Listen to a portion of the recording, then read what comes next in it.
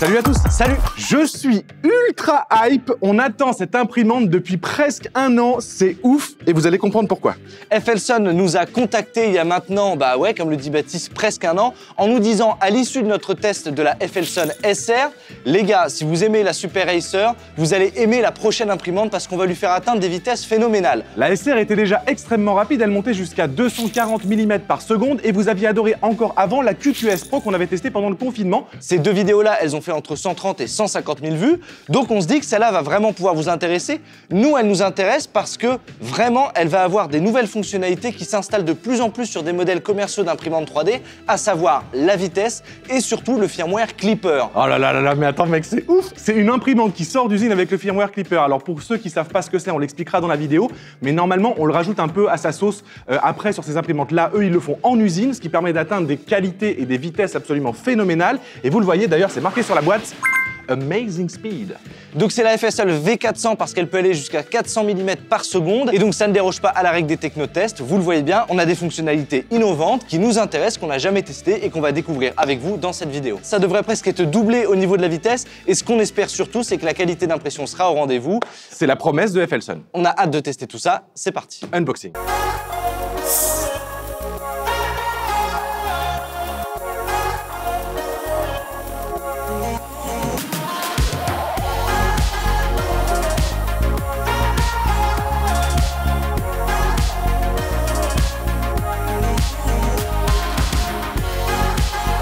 Bon, ça fait déjà un ou deux épisodes, mais surtout à partir de maintenant, on s'est dit qu'avec Baptiste, on n'allait plus vous parler spécialement de l'expérience d'unboxing s'il n'y avait pas quelque chose en plus de particulier à noter.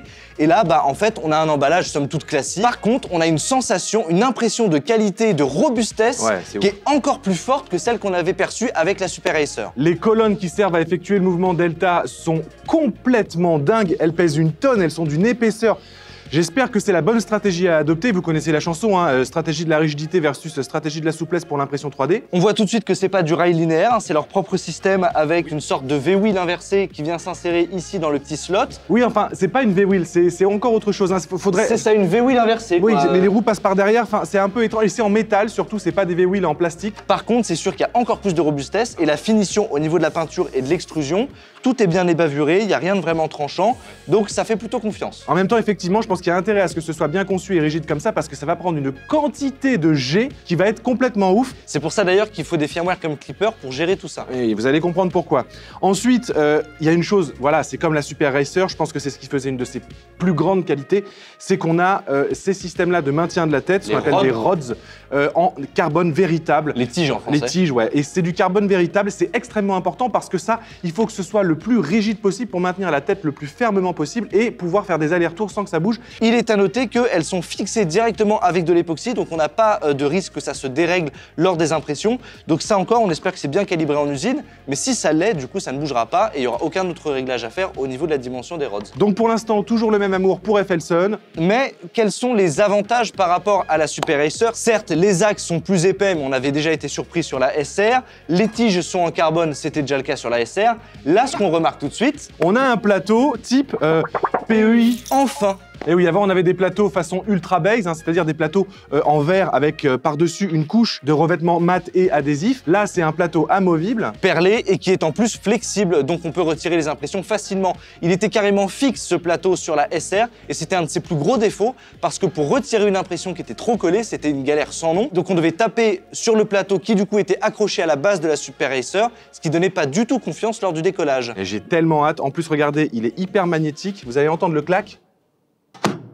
C'est vraiment très bien fixé à la base, ça promet. Maintenant, ce qu'on vous a déjà dit, c'est que pour atteindre ces vitesses, il faut de la légèreté et de la robustesse. Et du coup, la tête, tout le corps de l'extrudeur ne déroge pas à la règle. Elle est impressionnante parce qu'elle est très grosse, mais elle pèse rien. Mais elle est très légère, exactement. Elle a l'air super bien conçue. Et surtout, c'est un entraînement, un extrudeur direct drive. C'est-à-dire que là, pour le coup, c'est la première fois que je vois ça sur une imprimante Delta.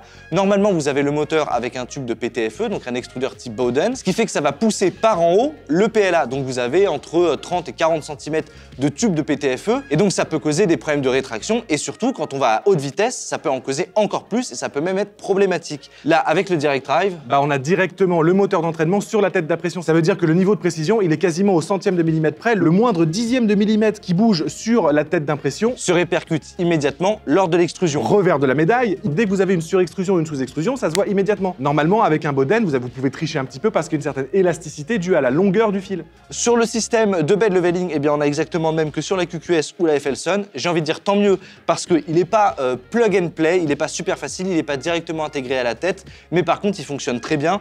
Donc s'ils n'ont pas changé ce système-là, je pense qu'on n'aura pas de souci à se faire. Maintenant, dernière surprise. La plus grande.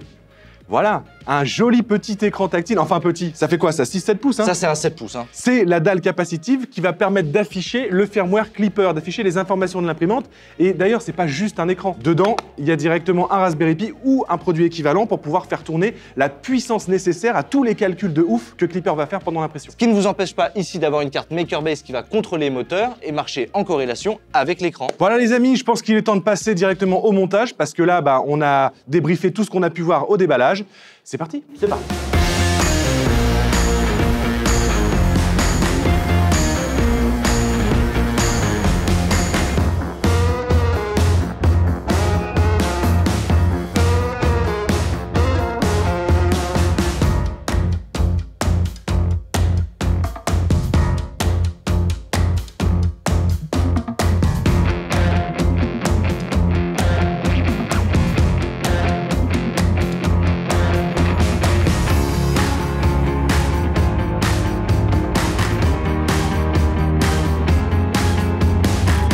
Bon, on vous passe les détails un petit peu sur l'assemblage. On va faire comme lors du déballage du carton. On va pas vous expliquer puisque maintenant tout ça c'est un petit peu standard. Ce qui est sûr, c'est que ça s'est passé très très bien. Il y a le même type de vis pour tous les axes et ensuite il y a un autre type de vis tout simplement pour le support de bobine. Donc c'est pas du tout compliqué et c'est vraiment une bonne expérience d'assemblage. Pour le coup, vraiment, moi j'irais jusqu'à dire que c'est vraiment l'imprimante la plus facile et la plus rapide à monter qu'on a eu de toutes les imprimantes assemblées et préassemblées jusqu'ici. Je suis très très fan de cette architecture. Franchement, quand c'est bien maîtrisé, c'est hyper simple, c'est top quoi. En fait, ce qui est super bien, c'est que parfois, il faut passer en dessous de l'imprimante 3D pour pouvoir mettre l'axe Z, etc. Alors que là, il y a des petits crans qui vont se placer au niveau des deux bases triangulaires en aluminium. Et on vient poser l'axe à plat, ce qui fait qu'on a une bonne position pour visser et on est sûr qu'on est bien calé au niveau des entr'actes. Donc il y a une bonne impression de sécurité une fois qu'on la pose sur pied. Au niveau de la tête, tous les câbles de sonde de température, de ventilateur et de moteur se relient sur le haut de la base. Tout se clipse bien, tout est coloré, donc on sait vraiment, on peut pas se tromper, hein, c'est jaune sur jaune, bleu sur bleu. Les amis, pour le coup, si l'imprimante continue sur cette voie-là, on a potentiellement, pour les premières impressions, là il nous reste à faire un bed leveling, vous allez le voir en vidéo, on a potentiellement, je dis bien potentiellement, l'imprimante qui pourra peut-être supplanter en 4 ans de chaîne, pour la première fois, notre cœur avec la Prusa i3. C'est vrai, parce qu'il faut qu'elle démarre aussi vite, qu'elle imprime aussi bien, et il faut qu'elle ait quelque chose en plus, la vitesse. Donc j'ai envie de dire c'est parti, premier démarrage, et on fait les premières calibrations. J'ai hâte.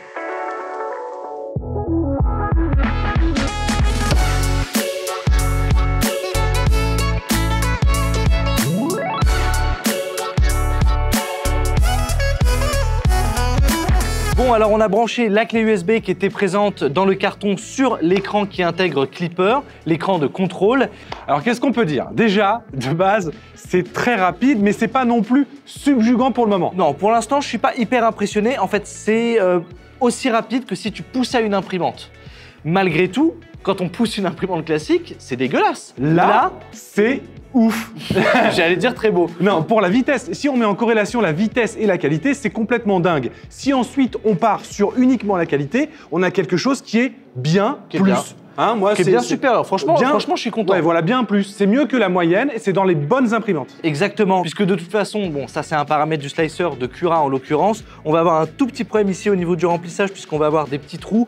Pareil ici sur le lapin derrière, c'est pas tout à fait rempli donc il y a un trou. Mais les pièces, elles sont belles. Avec les vitesses, elles sont vraiment impressionnantes. Bon, là aussi au niveau des tolérances, c'est impeccable. Après, c'est la pièce qui est donnée donc il y a beaucoup de jeux. Quelle que soit l'imprimante, ce serait rentré dedans. Maintenant, il faut qu'on vous parle des temps d'impression. Voilà, là, ça a quand même mis 1h47. Alors celle-là, elle est parfaite. Il y a zéro défaut. Et comme on vous l'a dit, c'est 1h47. Le cube, là, on est sur 10 minutes. Et quand vous allez regarder de près, vous allez voir qu'on ne retrouve pas normalement les vibrations, les problèmes d'extrusion, etc., les angles qui sont un petit peu trop arrondis, etc., d'une imprimante classique quand on va à ces vitesses-là. Le lapin, 45 minutes. Et franchement, c'est vraiment très très propre. Alors comme d'habitude, évidemment, c'est les fichiers qui sont dans la carte. Ils sont déjà optimisés, etc. Donc il va falloir quand même qu'on passe à nos impressions, à nos slices. Donc on se retrouve dans le bureau et en plus, on va pouvoir vous montrer des petites fonctionnalités avancées qui sont présentes sur cette imprimante. Ouais, juste avant ça, je voulais juste dire un truc qu'on a oublié de dire au début de la vidéo et je pense que c'est important, on le fait dans tous les technotests. Cette imprimante-là, elle nous a été envoyée par le constructeur. Nous n'avons pas été payé par le constructeur sur cette imprimante-là, on a juste reçu le matos. Il nous a juste écrit il y a 1 an en nous disant « Ah les gars, dans 1 an, on vous envoie une nouvelle imprimante » et ensuite on l'a reçu 1 an après. Donc on se retrouve sur l'ordinateur et tout de suite, vous le remarquez, j'ai devant moi le navigateur internet qui est ouvert avec tous les paramètres de la V400. Pourquoi? Tout simplement parce qu'elle fonctionne sous le firmware Clipper. Et Clipper, c'est pas n'importe quel firmware, c'est pas comme Marlin, ça fonctionne sur un Raspberry Pi. Alors, vous avez toujours une carte de contrôle, les mêmes cartes sur lesquelles normalement vous installez Marlin, qui va contrôler les moteurs, mais vous avez toute la partie intelligente, tout le cerveau, tout ce qui va faire les calculs qui se situe sur le Raspberry Pi. Et le Raspberry Pi, ou équivalent, étant largement plus puissant que ce qui existait sur le marché jusqu'alors, on va pouvoir y installer des interfaces qui vont permettre de contrôler à distance l'imprimante, modifier ses réglages, y placer des fichiers G-code, lancer des impressions, etc. Donc là, on est sur une interface web qui est proposée et qui est compatible avec Clipper, et on va pouvoir avoir toutes les informations de l'imprimante juste ici. On va pouvoir la contrôler, comme par exemple la remettre en home. On va pouvoir aussi accéder à la webcam. Donc là, on n'en a pas branché, mais si on vient à brancher une caméra, elle s'afficherait juste ici. Donc il y a 3 ports USB qui sont disponibles sur le côté de l'écran. Et on aura ici aussi, par exemple, tout la height map, donc la carte de nivellement du plateau.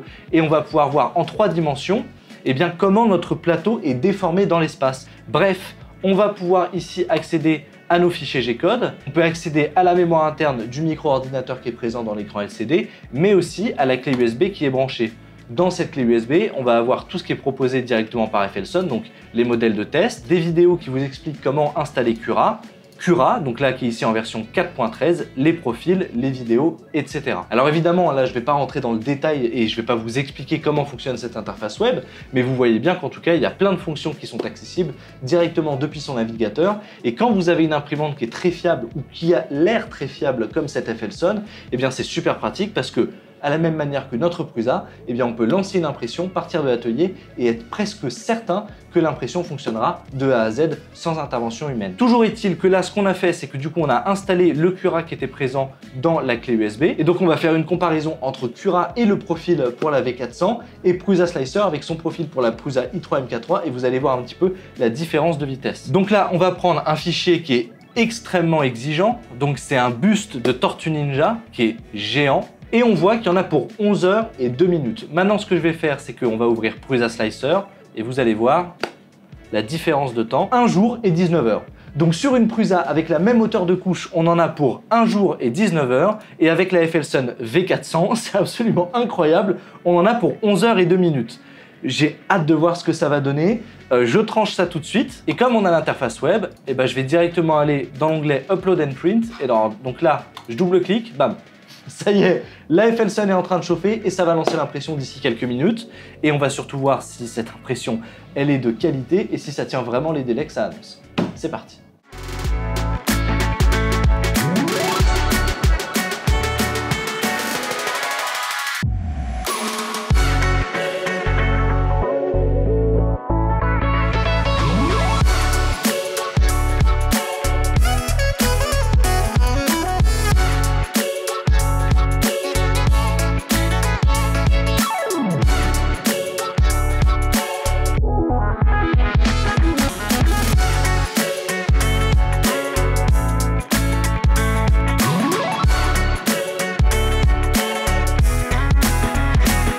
Avant de vous parler de la Tortue Ninja qu'on a slicée, on s'est amusé à faire donc nos petites impressions, nos petits benches. Et je me permets de vous dire que la hype est au archimax.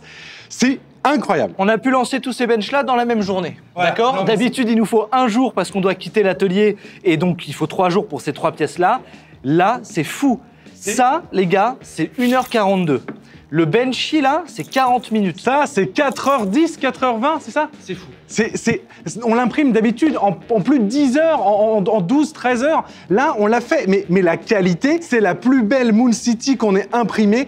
Toute imprimante confondue, même la Prusa i3 qu'on encense tout le temps. Ça, c'est fou. On a mis 3 fois moins de temps et en plus, on se paye le luxe d'avoir une qualité supérieure que toutes les impressions qu'on a fait depuis le début. On n'a jamais réussi à avoir une imprimante qui, de sortie d'usine, sans profil modifié, n'arrive à imprimer aussi bien le dessous de la Moon City derrière. Quand on regarde à l'intérieur, il n'y a aucun défaut de vibration, il n'y a pas de décalage de Z, il n'y a pas de peau de saumon, il n'y a pas de cheveux d'ange. Il n'y a pas de cheveux d'ange, aucun problème de rétraction grâce au Direct Drive, il n'y a pas un seul ghosting. Ça, c'est parfait. Ça, c'est parfait. Moi, c'est ma hype totale. Voilà, je voulais le dire parce que vraiment, mais en plus, avec 3 fois moins de temps, je le répète, je sais, je suis saoulant, mais c'est ouf. Ça a pris 4h42 à s'imprimer. En temps normal, sur une Prusa avec les mêmes paramètres de réglage, on passe sur du, je l'ai marqué juste ici, 20 heures. 4 heures, plus beau qu'une Prusa qui fait ça en 20 heures. Et si vous passez sur la buse de 0,6 mm avec une hauteur de couche qui est doublée, c'est-à-dire 0,4 mm en profil brouillon, donc avec les vitesses d'impression poussées au maximum, sur une Prusa, vous passez à 7 heures d'impression. Donc on bat encore la Moon City, qui est encore plus belle que sur notre Prusa, qu'on pousse au maximum. Non, là, il n'y a rien à dire. Ensuite, on a imprimé forcément un petit vase. Alors, vous le savez, on teste des vases parce que ça demande beaucoup de précision. Il n'y a qu'une seule couche qui est faite en spirale. Et bien évidemment, s'il y a le moindre décalage au niveau de l'impression, ça se voit tout de suite puisqu'il n'y a qu'un seul filet qui est tiré tout du long. Et là, ce vase est très, très beau. Il est du niveau que de ce qu'on avait avec la Kiditech en carbone, qui était la première impression qu'on trouvait vraiment magnifique. Et c'était la seule imprimante qui avait réussi à faire ça. Sauf que là, évidemment, elle le fait 10 fois plus vite. La Kiditech, il fallait une journée pour imprimer un vase comme ça. Là, il faut 1h40. C'est dingue. Je le renote encore, j'ai ma petite note. Sur la Prusa, il faut 4h40. C'est dingue. Et en 0,4 mm, il faut 2h22. Et on voit qu'elle n'atteint pas les 400 mm secondes. C'est plus, disons, une vitesse de déplacement lorsqu'elle n'imprime pas pour se déplacer d'un point à un autre. Elle tourne de manière, quand elle imprime, entre 180 et 250 mm par seconde. Donc on s'est dit, ce qu'on va faire, c'est qu'on va doubler ces valeurs-là pour atteindre du 400 mm par seconde. Et du coup, on a réimprimé le vase. Et là... c'est là où il faut travailler un peu plus les profils. Ceci étant dit, le vase, il n'est pas parfait, c'est suffisant pour du prototypage. Mais les faces restent magnifiques. Ce qui va poser problème, et alors ça c'est peut-être un petit peu lié au mouvement delta, etc., et aux paramètres un petit peu d'accélération, etc., du firmware, eh bien c'est tout simplement les angles. Là, je pense qu'on en met un petit peu trop dans la tête, justement à la tête d'impression, et donc, eh bien, on a un décalage direct sur les arêtes les plus saillantes. Du coup, moi, je me suis amusé. On a imprimé un benchy qui est très très beau, hein. Il n'y a rien à dire. Bon, il n'est pas parfait, le benchy, je vous le dis honnêtement, mais il est largement du niveau d'une Prusa. C'est un des plus beaux qu'on ait quand même imprimé. Voilà, mais par contre, on peut voir des défauts, et comme on en voit sur une Prusa, sauf que là, ça s'imprime 2 fois plus vite. Et je me suis dit, je vais carrément la mettre à 500%. Je vais monter à 800 mm secondes, parce que ce benchy, je veux l'imprimer sous 10 minutes. Et ça l'a fait, mais ça l'a pas fait sous 10 minutes. Donc sur ce benchy-là, on atteint 40 minutes, ce qui devrait être presque doublé en temps normal. Et quand on vient accélérer les vitesses, comme le dit Baptiste, à x5 sur l'écran, on n'atteint que 32 minutes. Pourquoi? Eh bien tout simplement parce que là, on dépasse les limites maximum qui sont indiquées dans le firmware pour pas que l'imprimante aille au-delà de ses paramètres. Donc forcément, quand elle va voir, par exemple ici, la petite cheminée à faire, elle va pas le faire en mode... À ce moment-là, c'est sûr que ça partirait en catastrophe. Le matériel prend le relais après. Et le matériel prend le relais, donc on va pas dépasser la vitesse limite qui peut être indiquée dans le firmware. Ceci étant dit, on a atteint à certains points de pic plus de 700 mm par seconde. Il s'affiche à certains moments sur l'écran et on voit la tête qui part en déplacement, piouf, comme une flèche. C'est très impressionnant. On vous a beaucoup parlé d'imprimantes qui arrivent à imprimer dès le premier déballage. C'est pas parce que l'imprimante arrive à imprimer dès le premier déballage qu'elle nous met en confiance pour pouvoir lancer une impression comme ça. Par exemple, le fait que ça soit un extrudeur en direct drive, on vous en a parlé en début de vidéo, ça nous met beaucoup plus en confiance avec Baptiste. On sait qu'on va avoir moins de problèmes au niveau de la pièce, on sait que le filament va être bien pris, etc. Ça, par exemple, c'est un point de confiance qui nous permet de lancer une impression et de partir en toute confiance. Là, en fait, je pense qu'on est sur la Prusa du mouvement delta. Et encore, parce qu'elle est delta, ça la met dans une autre catégorie. Elle a des points qui sont infiniment mieux que ceux de Prusa, puisque là, par exemple, elle a un écran couleur tactile, elle est sous clipper, elle a des ports USB, les fameux timelapse que vous voyez dans nos vidéos. Avant, on devait les gérer avec un Octoprint, etc. Là, on peut les gérer directement avec l'interface web qui est installée pour Clipper. Du coup, dernière impression un peu complexe qu'on a décidé de faire avant de vous montrer la tortue. C'est évidemment notre petit bench multifonction. Et je vous avoue, pour le coup, même si ces pièces-là nous ont impressionnés, vraiment nous ont impressionnés, cette pièce-là, C'est pas la plus belle. C'est pas la plus belle, je la trouve assez normale. Elle est dans la moyenne haute. Elle est dans la moyenne haute. Par contre, on va retrouver par exemple ici au niveau de 3D Printer Test un léger ghosting, si bien que le R, on peut le retrouver en écriture justement fantôme, juste à côté du T. Bon, voilà. Ça c'est normal en même temps, c'est parce que ça va très vite, donc on peut avoir des vibrations qui sont induites au niveau du mouvement delta. Ceci étant dit, le overhang jusqu'à 80 degrés est absolument parfait. Les pontages sont parfaits. Il y a très peu de cheveux d'ange entre les deux tours de rétraction. Et les tours sont bien droites, elles sont quand même bien extrudées. C'est vraiment une pièce de bonne qualité. C'est pas la meilleure qu'on ait imprimée, je vous le reconnais, sauf que celle-là s'imprime en 3 fois plus vite que sur toutes les autres imprimantes qu'on a testées. Ça, c'est 1h40. Ouais, au lieu de 4 heures, genre. Voilà, j'avoue, j'ai pas le chiffre en tête, mais c'est sûr, c'est plus que 2 fois. Donc maintenant, les amis, il est temps de vous montrer la masterpiece et il est temps de vous donner quelques précisions. C'est la pièce qu'Artus a slicée tout à l'heure devant vous. On avait déjà imprimé ce buste de Tortue Ninja sur la Super Racer. Dans la Super Racer, il y avait un profil normal et un profil fast. Avec le profil normal, on avait baissé un petit peu la hauteur d'impression et on était allé jusqu'à 0,15 mm. Mais on était déjà sur un profil un peu plus lent qui permettait d'imprimer de manière un peu plus qualitative.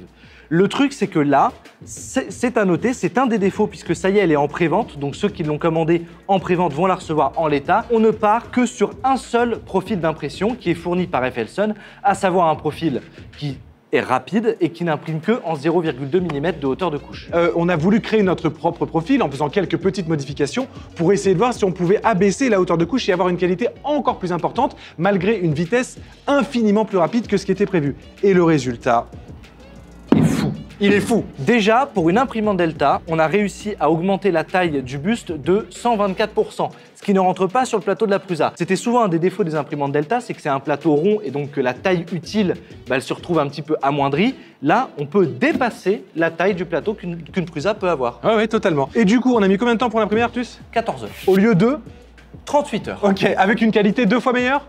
Non, Baptiste. On l'a upscalé à 124%. Ouais. Alors, ce qui va se passer, c'est qu'en plus, voilà, je vous l'ai dit, on a essayé d'aller plus loin. Donc, en plus de cette hauteur de couche de 0,15 mm, on a utilisé un filament qui est très sensible à la température, puisque c'est un filament brillant, presque silk. Et qui est très sensible aux défauts, puisque justement, c'est un filament silk. Et ça nous permettait de voir si l'imprimante gérait bien la température, puisque suivant la température, le filament allait devenir soit plus brillant, soit plus mat satiné. Et on a pu donc mettre au jour certains défaut. Donc on voit vraiment les différences de température au cours du processus d'impression et on voit qu'on a des zones plus brillantes qui peuvent faire penser à des décalages de couches, mais ça n'en est pas, c'est juste le filament qui brille plus ou moins. Je suis certain qu'on aurait pu ralentir un petit peu la vitesse, gagner le double du temps par rapport à une imprimante classique et du coup avoir un Tortue Ninja qui serait encore plus beau. Oui, c'est vrai, on aurait été 2 fois plus vite au lieu d'aller 3 fois plus vite en fait. C'est ça. Maintenant, cette pièce-là, ce qui est cool, c'est qu'elle vient avec une base et qu'en tout, ça fait plus de 1 kg. Donc, on a dû imprimer la base et on s'est retrouvé avec, eh bien, l'impression qui s'est arrêtée parce qu'il n'y avait plus de filament. On a prévu le coup, on s'est dit, bah voilà, très bien. Comme ça, on va finir le filament et on verra si ça fonctionne. Ça a fonctionné. Et donc maintenant, on met la petite Tortue Ninja sur sa base. On est hyper content. Il est temps de passer à la conclusion, les amis. Je pense qu'il est temps de passer à la conclusion et on a quand même des choses à dire. Hein. Ouais, c'est sûr. Est-ce que cette imprimante est la meilleure imprimante qu'on ait jamais testée avec Artus et peut-être qu'elle pourra remplacer la Prusa i3 dans nos cœurs? Oui. On l'a déjà utilisée à titre perso maintenant. J'avais une pièce à imprimer, une pièce technique pour la maison, un petit truc de cafetière, etc. Et bah ça m'a pris que 4 minutes à imprimer la pièce. C'est véridique. Hein. Et ça, c'est génial. Cette imprimante-là vaut moins cher qu'une Prusa en kit et encore moins cher qu'une Prusa pré-montée. Et celle-là à monter, il vous faut 20 minutes. Une Prusa à monter, il vous faut une demi-journée. C'est vraiment à prendre en considération. Alors après, ça prend 2 fois plus de place. Hein. Même nous, là, pour mettre le filament sur l'établi, il faut qu'on se mette sur un petit escabeau qui est juste là. Hop là, comme ça, bam, je mets le filament. Et parmi tous ceux qui nous disent est-ce qu'il faut vraiment que je prenne une Prusa, etc. Si vous voulez un truc un petit peu innovant et si vous voulez vous amuser et surtout, si vous voulez avoir quelque chose de futuriste, quelque chose en plus, ce que n'a pas la Prusa, parce que elle restait un petit peu pépère dans son fauteuil. Oui, parce qu'elle était censée être fiable. Parce qu'elle était fiable. Celle-là, pour l'instant, ne nous a pas lâché. Donc, maintenant, ça ne veut pas dire que dans un mois, on peut rencontrer un problème, etc. Mais ça, Bah c'est tous les constructeurs, ça c'est... Voilà. On est sur divers groupes de FLSON, etc. Et jusqu'à présent, on rencontre des gens qui sont plutôt contents de leur imprimante plutôt que de gens qui ont des problèmes. Oui, mais il y a quand même un step-up. Moi, par rapport à la QQS, QQS Pro, etc., c'était des bonnes imprimantes Delta pas chères. Là, ça y est. Là, c'est une vraie imprimante qui est utilisable chaque jour, sans problème, sans bidouillage, sans machin. C'est vrai que du coup, là, on a vraiment un bloc entier avec des extrusions qui sont travaillées. C'est vraiment intéressant. En plus, vous bénéficiez directement d'un écran tactile avec l'équivalent d'un Raspberry Pi. Donc pour tout ce qui peut être mis à jour de l'interface, mise à jour des capacités, des possibilités, etc., eh ben on a beaucoup plus de marge avec un système comme celui-là que dans les cartes 8 bits qu'on pouvait trouver habituellement dans les anciennes imprimantes 3D. Les amis, voilà, la messe est dite. Il y a des défauts, Baptiste.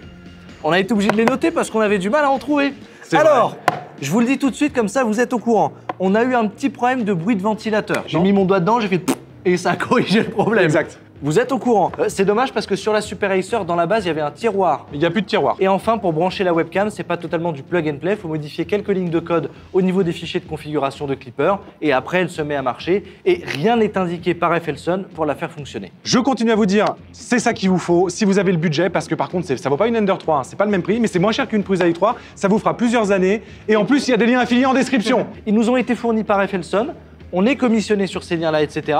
Mais si vous envisagez de l'acheter, autant passer par ces liens-là. Ouais. Ça vaut le coup. Est-ce qu'il y a un code promo? Non. Non, c'est dans les liens directement. Ils ont déjà la promo. En fait, pour le lancement, elle est déjà à moins 200 $, je crois, ou un truc comme ça. Bref, n'hésitez pas à aller voir les liens dans la description.